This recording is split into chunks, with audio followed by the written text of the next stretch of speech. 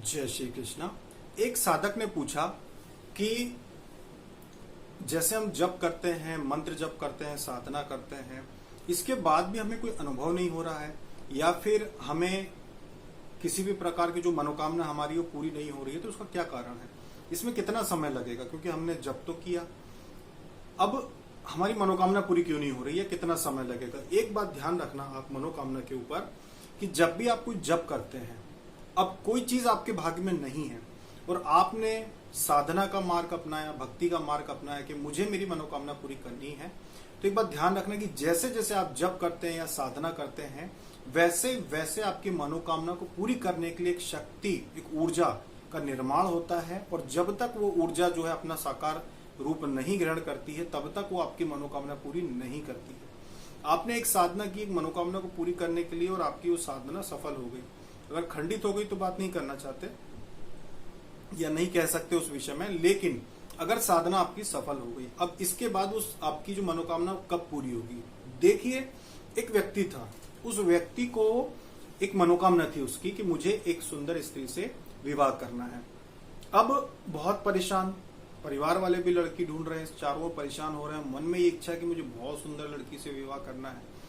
अब साधना की, उपवास भी शुरू कर दिए कि अब मैं उपवास रखूंगा, 16 सोमवार के व्रत शुरू कर दिए कि अब मैं 16 सोमवार जब मैं पूरे हो जाएंगे तो भगवान मेरी सुनेगा जरूर, मुझे सुंदर स्त्री से विवाह करना है। दिखने में वो सामान्य था, कोई ज्यादा खूबसूरत लड़का नहीं था वो।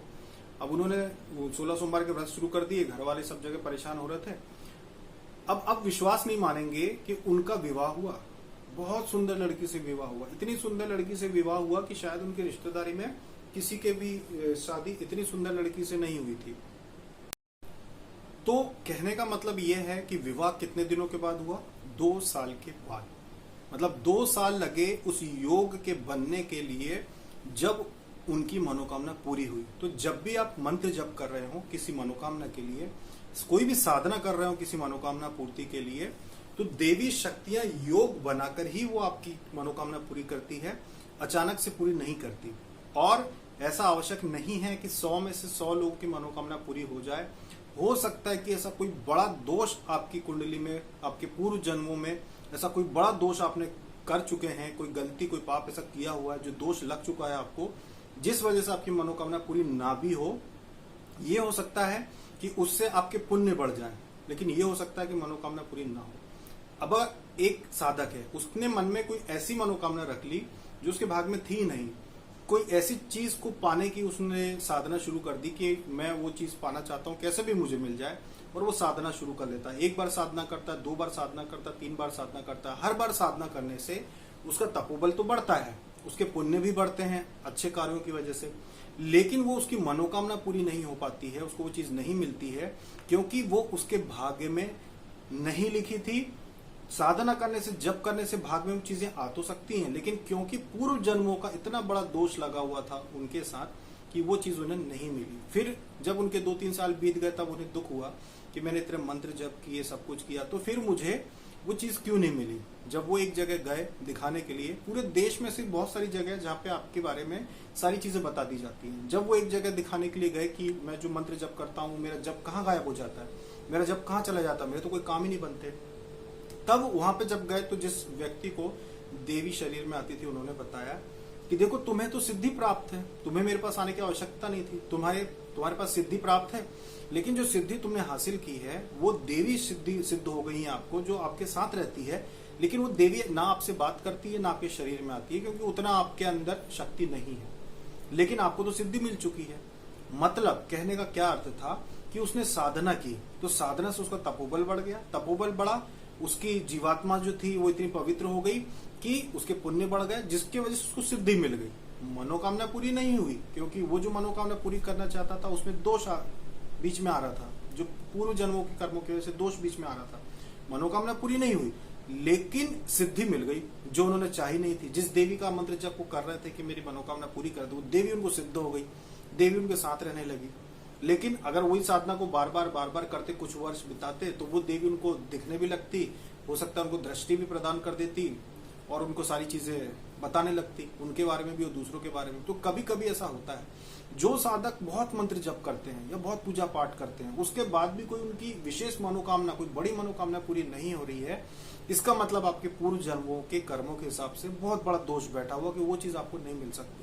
तो इस वजह से उस चीज को फिर मन से हटा देना चाहिए। हमने अपने जीवन में जब से होश संभाला तब से अब तक, आप विश्वास नहीं मानेंगे कि 100 में से जो चीजें हमने चाही कि ये चीज हमें मिल जाए, वो चीज हमें मिल जाए, 100 में से 90 चीजें हमें नहीं मिली होगी, 90 चीजें हमें नहीं प्राप्त हुई।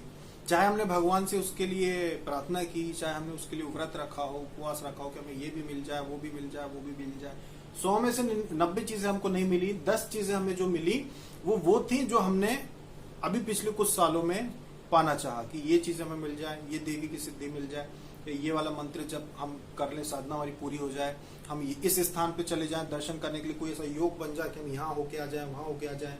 तो जो कुछ हमने अभी मांगा वो सब हमको मिल गया। और अब हमें लगता है कि जो चीजें मांग रहे थे वो तो बच्चों वाली बचकानी हरकतें थी, बच्चे मांगते हैं ऐसी चीजें, तो छोटी छोटी बातों को क्या भगवान से मांगना, जो चीजें भगवान से मांगने की आवश्यकता ही नहीं होती, छोटी मोटी चीजें भगवान से मांगने की कोई आवश्यकता नहीं। फिर भी लोग बचपन से, क्योंकि कहते हैं ना कि नादान मन होता है, तो बचपन भगवान से मांगना बैठ जाते हैं, ये चीज मिल जाए, वो चीज मिल जाए। बाद में आपको लगता है कि इसको मांगने की कोई आवश्यकता नहीं थी। बहुत सारे लोग ऐसे होते हैं जो जीवन में बहुत बड़ी चीज मांग लेते हैं भगवान से, जो भाग्य में है ही नहीं।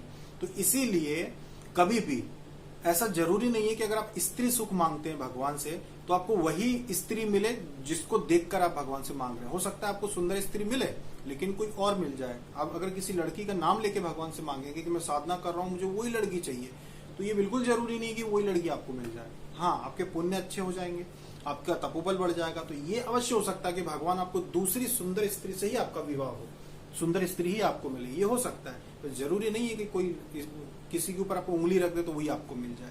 तो ये जो चीजें होती है योग मिला के होती हैं, सिर्फ आपकी साधना और मंत्र जब से वो चीजें आपको मिलेगी ही ऐसा जरूरी नहीं होता है।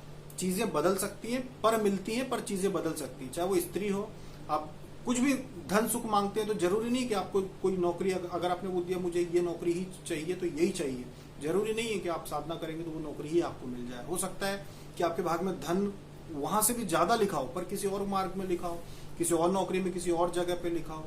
तो इसीलिए जब आप साधना करते हैं, मंत्र जप करते हैं, तो उससे तपोबल बढ़ता है, आपका भाग्य बनता है, सुधरता है। लेकिन भगवान के अनुसार योग बना के, जब योग बनेगा और जो चीज, जो सुख सुविधा आपके लिए सही है भगवान वो आपको देता है। आप किसी चीज के ऊपर उंगली रख के मांगे कि मुझे तो यही चाहिए, वो नहीं ऐसा होता है कि आपको वही मिल जाए।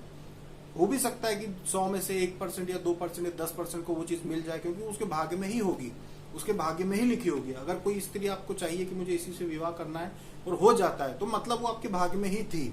आपने भगवान से पूजा की क्योंकि आपकी श्रद्धा थी, भगवान से मांगा, आपने साधना की क्योंकि आपकी श्रद्धा थी, पर शादी आपकी इसलिए हुई क्योंकि वो आपके भाग्य में थी।